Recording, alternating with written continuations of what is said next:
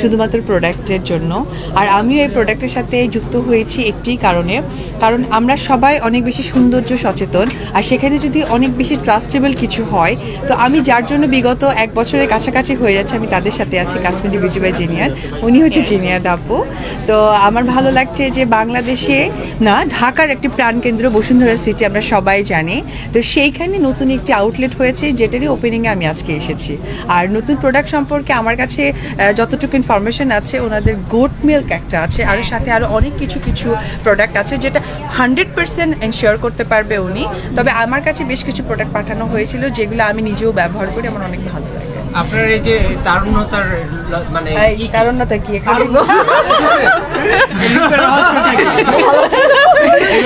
তারুণ্যতা যাই বল বল। আচ্ছা, হার্বাল প্রোডাক্টগুলো আমরাও যখন কিছু আয়ুর্বেদিক হার্বাল ব্যবহার করি কি এরকম আয়ুর্বেদিক বলেন, নট হার্বাল, আয়ুর্বেদিক।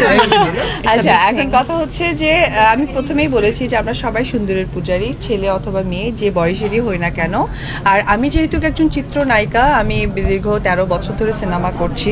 যদিও আমার কেরিয়ার অনুযায়ী আমার কাজের পরিমাণটা অনেক বেশি হয়ে গেছে, আমি বরাবরই আসলে খুব অথেন্টিক ব্যাপারগুলোকে প্রাধান্য দিই। যেটা আমি বলবো যে এই যে আয়ুর্বেদ ব্যাপারটা, যেটা ছোটোবেলায় আমি দেখেছি আমার মা বা সবাই কি করতো, যে একটু কাশি হলে আমরা এখন অনেক মেডিসিন খাই, কিন্তু তারা কিন্তু তুলসী পাতা রস খেতেন।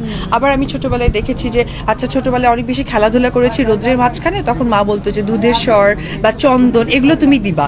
যেটা এই কাশ্মীরি বিউটি বাই জিনিয়ার যে প্রোডাক্টগুলো আমাদের আসলে ওইভাবে খুঁজে বের করা সম্ভব হয় না। আমরা ঢাকা শহরে থাকি, ব্যস্ততম জায়গায় থাকি, দুধের স্বর বা চন্দন বা ওইভাবেই মা আমাদেরকে রেডি করে দিবে, সেটা হয় না।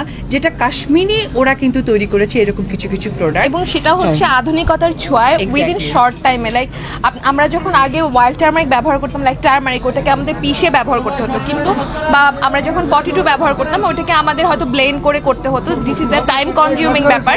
সো এখন কিন্তু আসলে আমাদের এত মানে কাজের ভিড়ে আমাদের এই টাইমটা হয় না। সো আমাদের সব কিছুতে একটা আধুনিকতার ছোঁয়া আনতে হবে, শর্টকাট একটা ওয়ে বের করতে হবে।